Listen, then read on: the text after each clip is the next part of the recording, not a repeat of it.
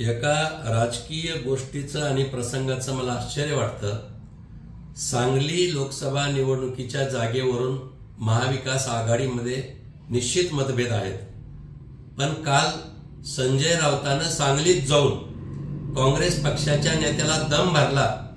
काँग्रेसवाल्यांनो नौटंकी करू नका आणि सांगलीची जागा उभाटा लढवणार एवढं म्हणून देखील कशामुळे काँग्रेसवाले संजय राऊताशी लाचार आहेत, कुणी बोलायला तयार नाही। एवढी दमबाजी करून देखील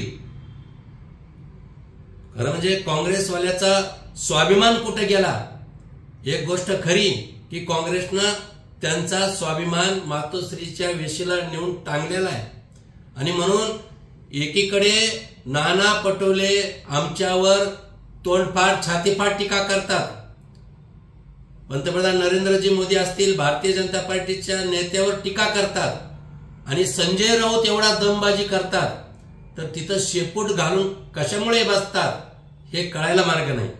एक गोष्ट निश्चित आहे की काही जागा एखादी दुसरी उभाटाची आणण्याचा प्रयत्न नाना पटोले करत असावेत, कदाचित सांगता येत नाही।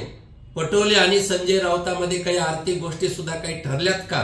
कुणाची जागा कशी निवडून आणायची हा संशोधनाचा विषय, पण एवढा दम देऊन देखील नाना पटोले आणि राज्यातील काँग्रेसवाले लाचार झाले आणि संजय राऊतांच्या दमबाजीला कुणीही उत्तर देत नाही, उलट शेपूट घालून बसले।